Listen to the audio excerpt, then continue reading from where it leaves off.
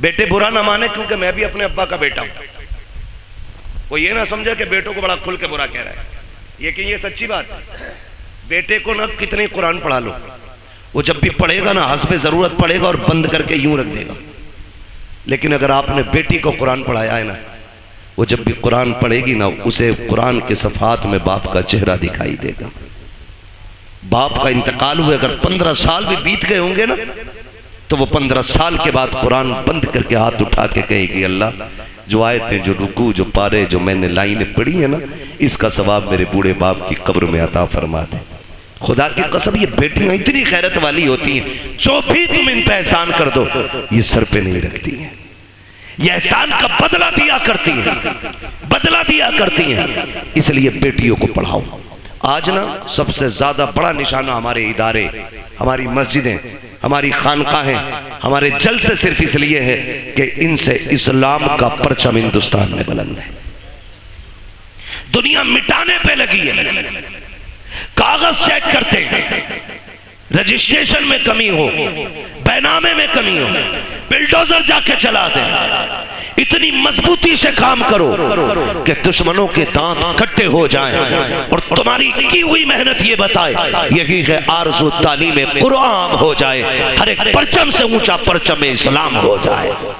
اتنی جم کے محنت ہمیں کرنی ہے اور ہم اپنی قوم کو ادارے دیں گے، تعلیم کے مرکز دیں گے. لنٹر پڑھا کہ نہیں؟ ابھی نہیں پڑھانا تو امید ہے انشاءاللہ آپ لوگوں کا ساتھ رہے گا انشاءاللہ. بولے زور سے انشاءاللہ. ہاں ورنہ یاد رکھنا وہی نیکی ہے جو اپنے ہاتھ سے کر جاؤ، وہی نیکی ہے جو اپنے ہاتھ سے کر جاؤ. ہم جو کماتے ہیں نا وہ اپنے لیے نہیں دوسروں کے لیے کماتے ہیں. ہم تو کچھ دن اس دولت پہ چوکیدار بن کے رہتے، مریں گے للہ موج کرے گا. اپنے ہاتھ سے کر جاؤ. کسی کے بیٹے نے باپ کے نام پہ سونے کے سکے نہیں دیے مسجد میں. ہم نے امیروں کے بیٹے بھی دیکھے، غریبوں کے بھی دیکھے. جبکہ غریب باپ کا بیٹا جسے دولت نہیں، باپ ورثے میں قرآن دے کے گیا تھا، کم سے کم وہ قبر پہ جا کے قرآن تو پڑھ کے سنا دیتا ہے. لیکن امیر کے بچے کو اتنی بھی فرصت نہیں کہ وہ جا کے باپ کی قبر پہ قرآن بھی پڑھ سکے. او میرے بھائی اپنے جیتے جیتنے کام کر جاؤ. قبرستان جاتے ہو؟ سر ہلاؤ بھائی. جاتے ہو قرآن قبرستان؟ ماشاءاللہ جو لوگ سمجھ گئے انہوں نے ہاتھ اٹھا دی. سمجھدار ہو گئے نا، اللہ سب کو سلامت رکھے. اور پھر فرید پور کے لوگ سمجھدار نہ ہوتے تو جلسہ ہی کیوں کرتے؟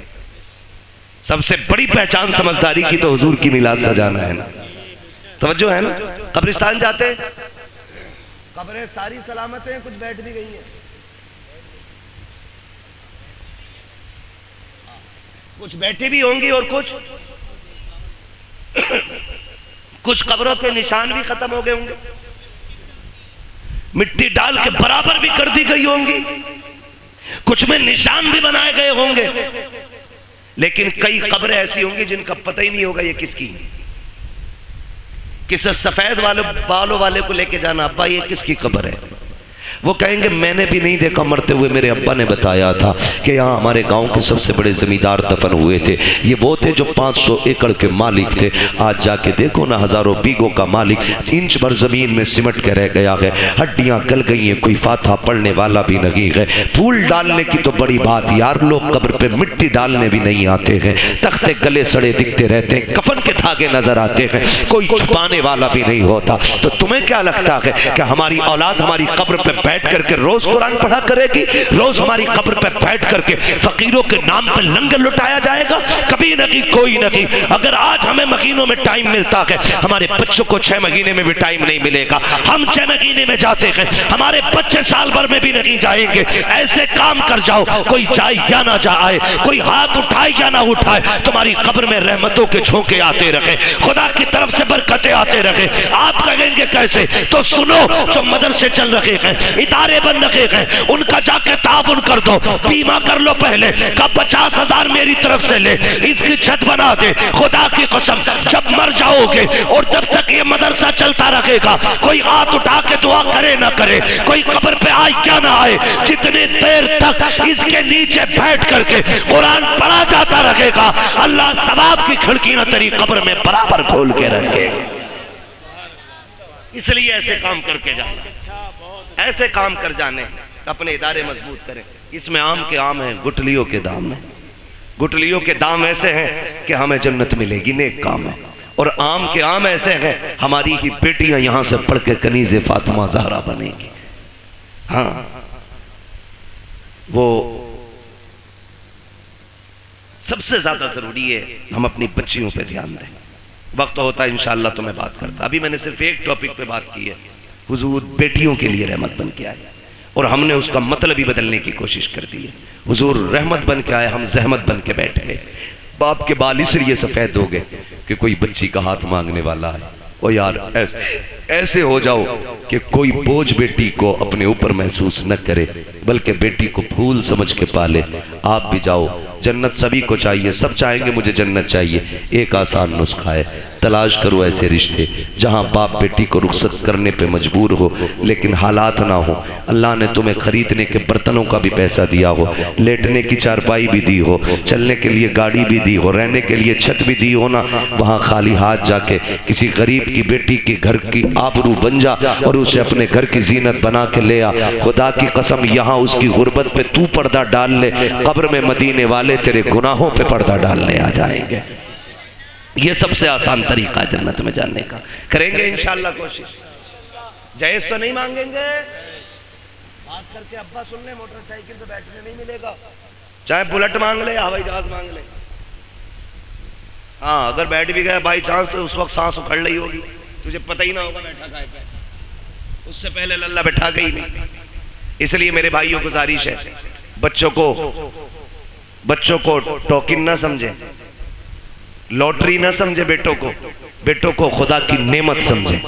اور جب وہ دولہا بنے شکر کے سجدے کریں، لمبی دعا کی بھیک مانگے.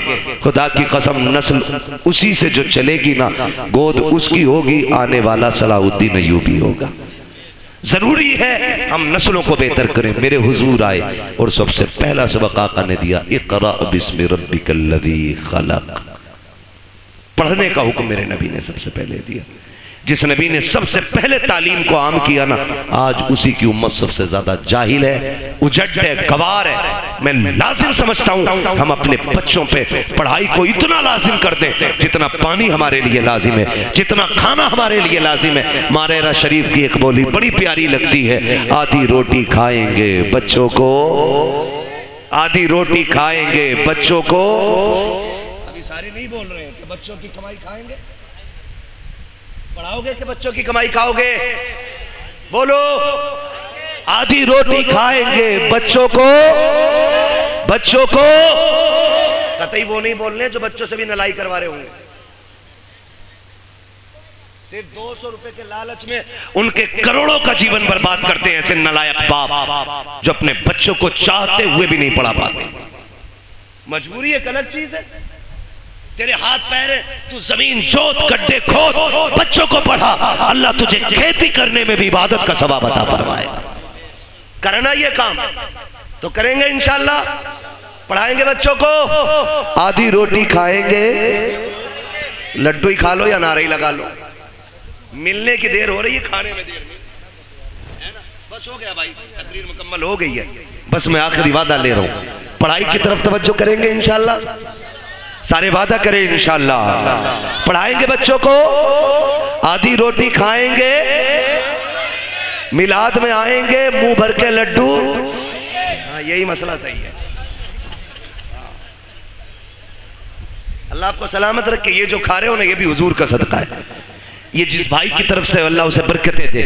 اور ہم سنیوں کا تو نظریہ یہ ہے نا، کھاتے ہیں تیرے در کا، پیتے ہیں تیرے در کا، پانی ہے تیرا پانی، دانا ہے تیرا، دانا ہے تیرا. اور ہم بریلی والے تو اور بھی بڑھ کے کہتے ہیں، تیرے ٹکڑوں پہ پلے، غیر کی ٹھوکر پہ نہ ڈال، جھڑکیاں کھائیں کہاں چھوڑ کے، صدقہ تیرا. اللہ کرے یہ جو بات میں نے آپ سے کہی ہے، خدا کرے ان باتوں پہ ہم عمل کی کوشش کریں. لازم یہ ہے نکاح آسان کریں.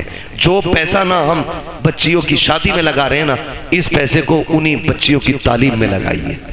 تعلیم میں لگائیے. گھٹنوں کے بل آئیں گے لڑکے والے رشتہ مانگنے کے لیے. اگر آپ نے 10 لاکھ بچی کی تعلیم پہ لگا دیا نا، تو یہ گھٹنوں کے بل آئیں گے بیٹی مانگنے کے لیے. لیکن آپ غلط کرتے ہیں نا، وہ جو تعلیم پہ لگنا تھا وہ جہیز پہ لگا رہے ہیں. یہ مت کیجئے، یہ تعلیم پہ لگائیے آپ اور بچوں کو کامیاب بنائیے۔ اور سنیں جناب، جو آتش بازی میں آپ لگا رہے ہیں اور جو آپ برات کے نام پہ اور ویلکم کے نام پہ لڑکوں میں اور مہندی کے نام پہ اور ہلدی کے نام پہ خرچ کر رہے ہیں نا، اسے اپنے بیٹوں کی تعلیم پہ لگائیے۔ خدا کی قسم کسی ہلدی کی ضرورت نہیں ہے، تیرے بیٹے کا چہرہ چاند سے زیادہ چمکنے لگ جائے گا۔ لیکن ہماری کوشش یہ رہے گی انشاءاللہ ہم اپنی قوم تک سچی باتیں پہنچائیں، اور یہی کوشش رہتی ہے کہ ہماری قوم تک ایک بھی پیغام پہنچے تو پہنچ جائے۔ اگر آج کے بعد ایک بیٹی کو بھی کسی نے بنا جہیز کے اپنا لیا نا، میں سمجھوں گا میلاد کرانے والوں کی محنت قبول ہو گئی ہے اور بلانے والوں کا یہ آنا بھی قبول ہو گیا ہے۔ کریں گے انشاءاللہ؟ اگر بیٹی والا اپنی مرضی سے کچھ دے رہا تو دے، لیکن ہم دباؤ پریشر نہیں کریں گے نا بھائی۔ بس ایک بات یاد رکھنا، جس نے بیٹی دے دی اس نے سب کچھ دے دیا، اب اور کچھ نہیں چاہیے۔ فرمایا گیا وَأَمَّا السَّائِلَ فَلَا تَنْهَرْ، محبوب تیری چوکھٹ سے کوئی خالی نہیں جانا چاہیے۔ ابھی میں نے اس آیت کے ضمن میں کوئی بات بھی نہیں کی، ابھی تو یوں سمجھے تمہید تھی، یہاں تک پہنچے، تقریر کا آغاز ہونا تھا۔ انشاءاللہ العزیز کبھی وقت رہے گا نا تو کبھی پھر بات ہو جائے گی۔ 1.5 گھنٹہ مکمل ہو گیا ہے، بس جو ہوئے غلط ان کو معاف فرمائے رب کائنات۔ زندگی نے دیا ساتھ، پھر ہوگی ملاقات، چمن رہا پھول کھلیں گے، زندگی رہی پھر ملیں گے، مسافر ہیں ہم بھی مسافر ہو تم بھی، کسی موڑ پر پھر ملاقات ہوگی۔ فقیران آئے صدا کر چلے، صدا خوش رہو دعا کر چلے۔ سارے لوگ کلمہ شریف پڑھ لیجئے، لا الہ، اور زور سے لا الہ، اور زور سے لا الہ الا اللہ محمد الرسول اللہ۔